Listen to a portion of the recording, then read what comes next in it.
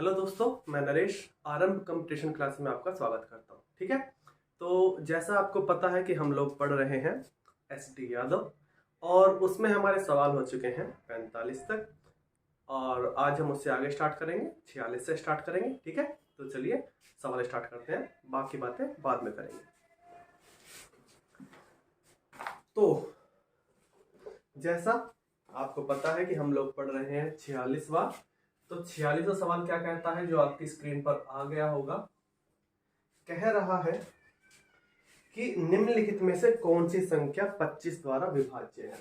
ठीक है, option base ये तो अब देखना ही पड़ेगा। ऑप्शन ए है हमारे पास 30 या 30 33 10 30 33 10। अगर बी की बात कर रहे हैं तो बी है 37 33 55 37 33 55। अगर सी की बात कर रहे हैं तो सी है हमारे पास 30 33 75 30 33 75।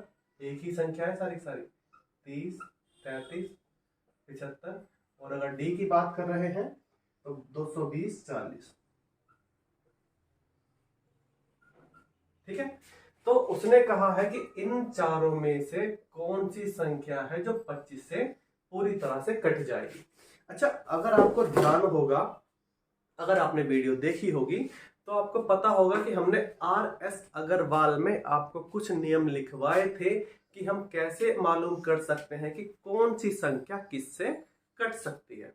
ठीक है, अगर देखी है बहुत अच्छी बात है, नहीं देखी है वीडियो देखो, पता चल जाएगा।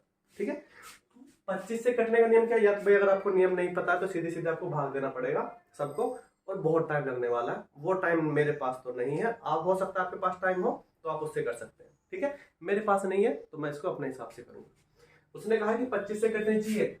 25 से कटने का नियम क्या होता है कि लास्ट की दो संख्याएं, किसी भी संख्या के लास्ट के दो अंक अगर 25 से कट जाते हैं, फिर से एक बार सुन लो, किसी भी संख्या के लास्ट के दो अंक अगर 25 से कट जाते हैं तो वो सारी संख्या 25 से कट जाएगी। समझ में आ गई कहानी? ठीक है, तो देख लेते हैं। ये नहीं कटेगा, ये नहीं कटेगा, ये भी नहीं कटेगा, केवल ये कट जाएगा, यानी कि यही हमारा आंसर हो जाएगा। मुश्किल से 2 सेकंड का सवाल था। ठीक है, चलिए आगे चलते हैं।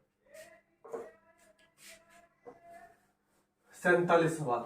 अब ये 47वां क्या कह रहा है कि 38 से एक संख्या को विभाजित करने पर, आपकी स्क्रीन पर आ गया होगा सवाल। ठीक है, लिखा हुआ है 38 से एक संख्या को विभाजित करने पर हमें 70 भागफल के रूप में।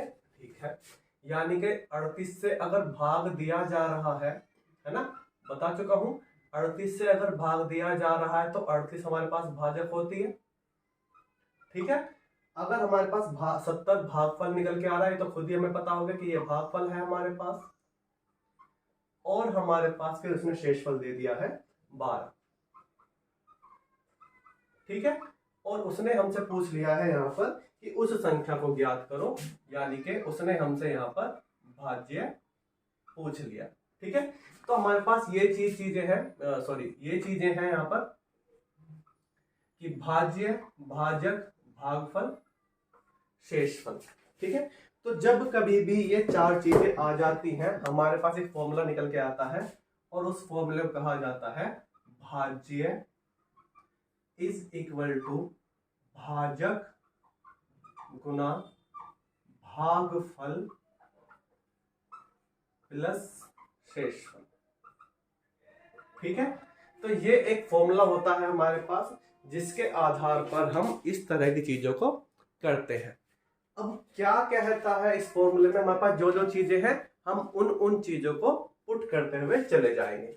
जैसे भाजक है मेरे पास 38, भागफल है मेरे पास 70, और शेषफल है मेरे पास 12। ठीक है ना, तो अब मुझे क्या करना है, केवल अब मुझे करना है इनको सोल्व, और वो आप कर सकते हैं आराम से। या तो आप इसको ऐसे देख लीजिए कि भाई जब मैं इनकी गुणा करूंगा तो एक अंक मेरे पास 0 इनके पास से, उसमें जब 12 जोड़ूंगा तो एक अंक मेरे पास 2 आ जाएगा। ऑप्शन में देख लो किसके पास एक अंक 2 है, या तो ऐसे कर दो, और अगर ऐसे नहीं करना है तो फिर सोल्व करना पड़ेगा। सोल्व भी आसान हो जाएगा, 1 0 की 0 आ गई, 7 8 56, 7 के 21 और 5 26 प्लस 12 हो गया, जोड़ने के बाद 25, 72 इसका आंसर आ गया। उम्मीद है सवाल समझ में आ गया होगा। ठीक है, चलिए अगला सवाल देख रहे हैं। 48वां। ओके, क्या कह रहा है? भाजक तथा शेषफल का अनुपात कहने लगा 48 में कि भाजक और शेषफल का अनुपात की अगर बात कर रहे हैं तो है हमारे पास 3:2। और जब बात आती है भाजक और भागफल की, भाजक और भागफल, तो ये बन जाता है हमारे पास 7:12। ठीक है, और शेषफल उसने बोल दिया 14। समझ में आ रही कहानी में क्या कह रहा हूं? कह रहा है कि हमारे पास भाजक और शेषफल का अनुपात है 3:2 और हमारे पास भाजक और भागफल का अनुपात है 7:12। अब इनको सॉल्व करो, और शेषफल उसने खुद बोल दिया है कि शेषफल है मेरे पास 14। ठीक है, एक बात हमेशा ध्यान रखना कि जो भी चीज तुमको दोनों में दिया हुआ है, हमेशा ध्यान रखना, बहुत सिंपल तरीके से बता रहा हूं, हो जाना। जो भी चीज तुमको दोनों में दिया हुआ है उसको बीच में रखेंगे। ठीक है, जैसे कि अब मैं इसको लिखूंगा शेषफल अनुपात भाजक अनुपात भागफल। आप इसको ऐसे लिख सकते हैं भागफल अनुपात भाजक अनुपात शेषफल। बात एक ही। ठीक है, अब शेषफल क्या है मेरे पास 2, भाजक क्या है मेरे पास 3। यहां पर भाजक उसने क्या बताया 7 और भागफल मेरे पास क्या हो गया 12। सोल्व करने क्या तरीका है? इसको जो खाली जगह है इसके साइड वाली चीज जाकर इसको भर देगी, जो खाली जगह है इसके साइड वाली चीज जाकर इसको भर देगी। इतनी चीज है। ठीक है, गुणा कर देंगे 7 दूनी 14, 7 तिया 21, 12 तिया 36। यानी कि मेरे अनुसार भाई उसका शेषफल 14 है, भाजक 21 है, भागफल 36 है। अब उसने क्या कहा कि उसने कहा शेषफल है 14, मैं भी कह रहा हूं 14 है, तो मेरे अनुसार और उसके अनुसार बराबर बराबर चीजें आ गई, यानी कि 1 बराबर 1 हमारे पास आ गया। अब उसने पूछा क्या है? उसने कहा है कि भाज्य को 9 से विभाजित करने पर क्या शेषफल आएगा। भाज्य को 9 से विभाजित करने पर क्या शेषफल आएगा। समझ रहे हैं ना कि भाज्य को 9 से विभाजित करने पर क्या शेषफल आएगा। तो भाज्य तो निकालना पड़ेगा क्योंकि भाज्य तो हमारे पास है नहीं। और भाज्य क्या होता है? भाज्य होता है हमारे पास इज इक्वल टू भाजक गुना भागफल, अभी बताया था कुछ थोड़ी देर पहले, प्लस शेषफल। यही तो होता है भाज्य। वो कह रहा है कि इसको भाग देना है, उसको किससे 9 से इसको भाग देना है। ठीक है ना, चलिए तो मान रख रहे हैं इसके। भाजक है मेरे पास 21, भागफल है मेरे पास 36 प्लस शेषफल है मेरे पास 14। इतनी बात समझ में आ गई। 36 से कम 36 का 6, हासिल लगे 3, 72 72 और 3 75 प्लस 14, जोड़ दिया है 6 4 10, 5 4 1 7 और 7 का 7 हो गया। इतनी बात समझ में आ रही है ना। 36 से कम 36 का 6 का, 36 दूनी 72 और 3 75 हो गया, जोड़ दिया है 6 4 10, 5 और 1 4 1 7 और समथिंग जो भी है। तो ये मेरे पास आ गया भाज्य। अब हमको क्या करना है? इस भाज्य को हमने भाग दे दिया है 9 से। यही तो कह रहा है वो। 9 6 54, 9 7 73, 9 8 72, 5 बचा, उधर 0 हुआ, 9 6 54, हाथ से, और शेषफल बचा हमारे पास 6 है ना। तो शेषफल हमारे पास बच गया 6, इसका आंसर हो गया। एक बार फिर से देखो इस सवाल को। उसने कहा कि भाजक और शेषफल का अनुपात 3:2 है, भाजक और भागफल का अनुपात 7:2 है। तो मैंने कहा कि जो भी चीज उसने 2 बार दे रखी है उसको बीच में रखते हैं।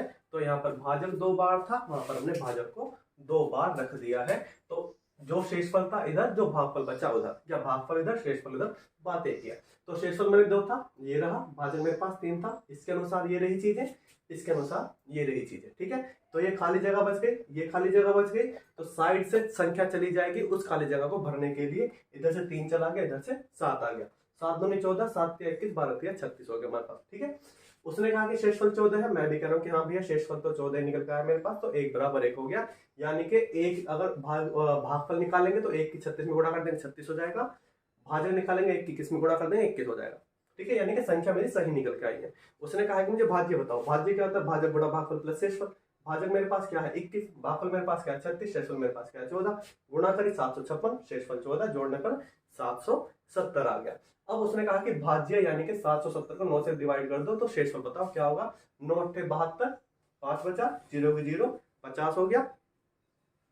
9 8 72,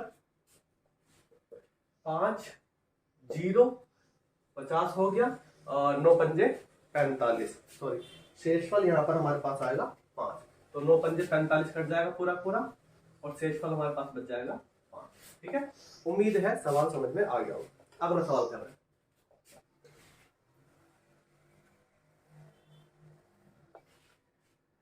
49वां सवाल क्या कह रहा है, कह रहा है कि 1351 में कौन सी छोटी से छोटी संख्या जोड़ी जाए कि प्राप्त संख्या 87 से पूरी तरह कट जाए।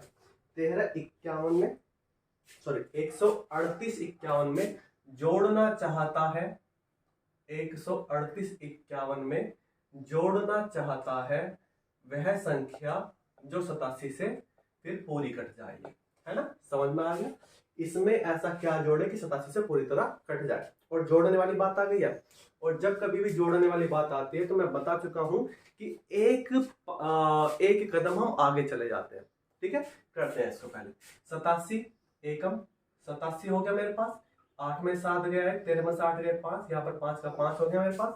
ठीक है, 5 7 35, 5 8 40 और 3 43, 6 7 42, 6 8 48 और 3 51, तो 5 से तो नीचे पहुंच जाएगा मेरे पास, है ना, क्योंकि अगर मैं 5 चलाता हूं मान लीजिए तो मेरे पास होगा 5 7 35, 5 8 40 और 3 43, और मुझे जाना है 515 से जस्ट आगे, तो मैं फिर जा रहा हूं 6 के पास, तो 6 7 42, 6 8 48 और 4 52, मैं थोड़ा सा आगे आ गया, है ना। 12 में से 5 गए 7, 1 में से 1 गया 0 0, यानी कि अगर मैं इसमें 7 जोड़ दूं तो ये संख्या मेरी 87 से पूरी कट जाएगी। एक मिनट, कहीं पर गलती हो गई है। 138 51, 87 एकम 87, 8 में 7 गया 1, 13 में से 8 गए 5, सॉरी अभी हमारे पास एक और भी है। ठीक है, सॉरी, चलिए, तो मेरे पास आ गया है,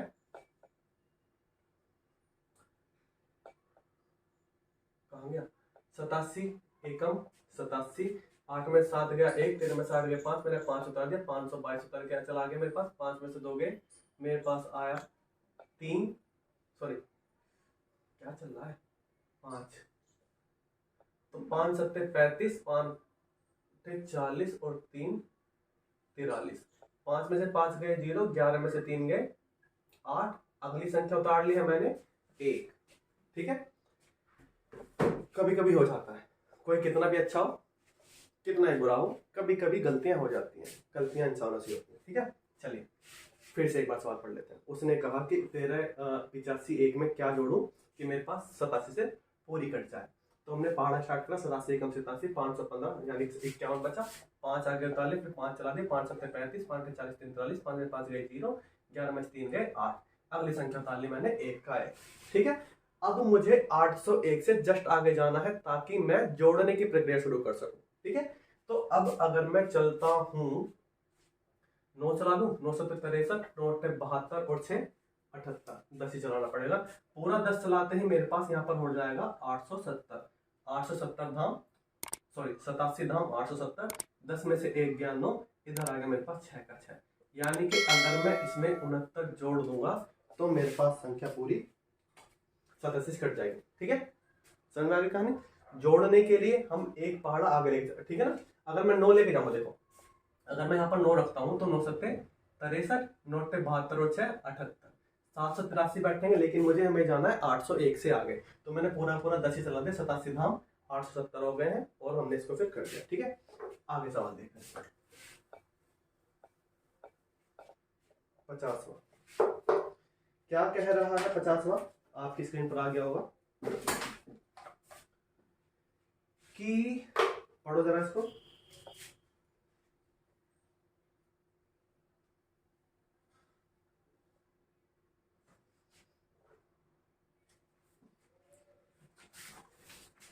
सेम सवाल, संख्या चेंज हो गई केवल। कह रहा है कि 29 57 में क्या जोड़ूं कि 17 से कट जाए।